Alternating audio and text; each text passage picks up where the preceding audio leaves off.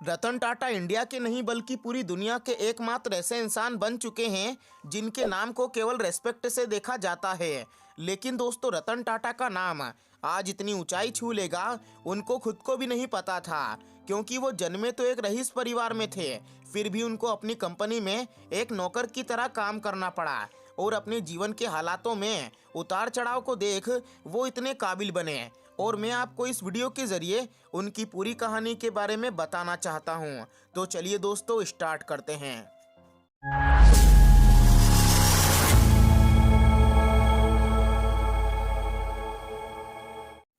रतन टाटा का जन्म 28 दिसंबर सन 1937 को गुजरात के सूरत में हुआ।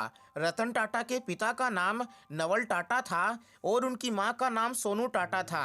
रतन टाटा ने अपनी 8वीं क्लास तक की पढ़ाई चैंपियन हायर सेकेंडरी स्कूल से कंप्लीट की है और आगे की पढ़ाई के लिए वो यूएस चले गए, जहां से उन्होंने अपनी 12th क्लास तक की पढ़ाई हार्वर्ड बिजनेस स्कूल से कंप्लीट की है और अपने ग्रेजुएशन को रतन टाटा ने कॉर्नेल यूनिवर्सिटी से कंप्लीट किया। वैसे तो रतन टाटा शुरुआत से ही पढ़ाई में काफ़ी टैलेंटेड थे, लेकिन वो एक बिजनेसमैन के बेटे थे, तो उन्होंने सोचा कि वो किसी दूसरी फील्ड में करियर बनाने की बजाय अपने पिता के बिजनेस को बढ़ावा दे। और अपने इसी पैशन को देखते हुए रतन टाटा ने 1975 में बिजनेस मैनेजमेंट की डिग्री ली है। और दोस्तों, रतन टाटा को बिजनेस मैनेजमेंट की डिग्री लेने के बाद आईबीएम कंपनी में जॉब करने का ऑफर दिया गया, मगर रतन टाटा ने उस ऑफर को ठुकरा दिया। और मैं आपको बता दूं, आईबीएम एक अमेरिकन मल्टीनेशनल कंपनी है जिसमें बहुत कम ही लोग होते हैं जो काम के लिए सिलेक्ट हो पाते हैं, यानी कि मैं कहूँ लकी लोग ही इस कंपनी में सिलेक्ट हो पाते हैं। वैसे तो रतन टाटा ने 1961 में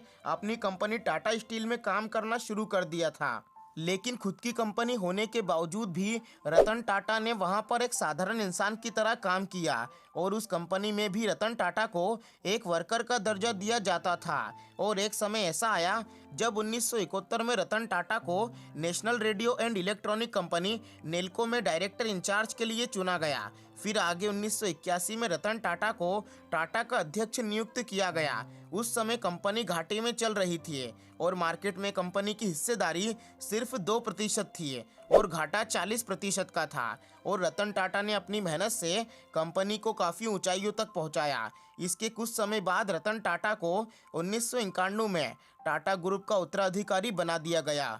रतन टाटा के इस पद को संभालने के बाद मानो टाटा ग्रुप की किस्मत ही बदल गई और ऐसा लग रहा था सिर्फ आसमान पर रतन टाटा का नाम लिखा है। उनके कार्यकाल में टाटा कंसल्टेंसी सर्विसेज में पब्लिक इशू जारी किया। इसके बाद टाटा मोटर्स को न्यूयॉर्क स्टॉक एक्सचेंज में लिस्टेड किया गया।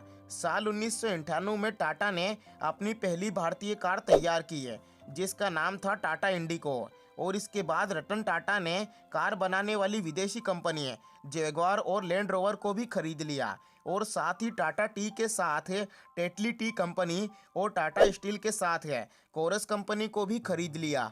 इसके बाद भी रतन टाटा ने बहुत सारी कंपनियों को खरीदा, मगर दोस्तों, रतन टाटा के जीवन में एक टाइम ऐसा भी आया जब टाटा मोटर्स इनको घाटा दे रही थी और रतन टाटा इस कंपनी को बेचने तक का फैसला कर चुके थे। इसीलिए रतन टाटा ने फोर्ड कंपनी के साथ टाटा मोटर्स को बेचने की मीटिंग रखी है और इस मीटिंग के दौरान फोर्ड कंपनी के चेयरमैन बिल फोर्ड ने रतन टाटा का मजाक उड़ाते हुए ये कहा कि जब आपको कार बनाना नहीं आती है तो आपने अपनी इस कंपनी में इतना बड़ा इन्वेस्टमेंट क्यों किया।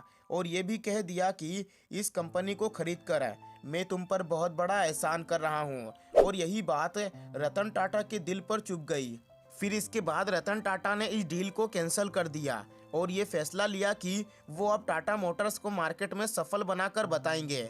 और अपने काफ़ी स्ट्रगल के बाद रतन टाटा ने अपनी इस कंपनी को बुलंदी की ऊंचाई पर पहुंचा दिया और आज टाटा मोटर्स भारत की वो कंपनी है जिसके व्हीकल आपको इंडिया में नहीं बल्कि पूरी दुनिया में दिखाई देंगे। और इसके साथ साथ ही रतन टाटा ने आईपीएल को भी मोटी रकम देकर खरीद लिया है। और रतन टाटा के पास आज बहुत सारी कंपनियां हैं जिनके जरिए वो हर महीने का 5 बिलियन से ज़्यादा पैसा कमा लेते हैं। लेकिन दोस्तों, रतन टाटा इसके बावजूद काफ़ी दयालु इंसान भी हैं, क्योंकि वो अपनी कमाई का 66% चैरिटी में डोनेट करते हैं। और अगर वो ये पैसा चैरिटी में डोनेट ना करें तो वो दुनिया के सबसे अमीर व्यक्ति बन सकते हैं। दोस्तों, आपने रतन टाटा के बारे में इतना तो जान लिया है, लेकिन मैं आपको थोड़ा और बताना चाहता हूँ।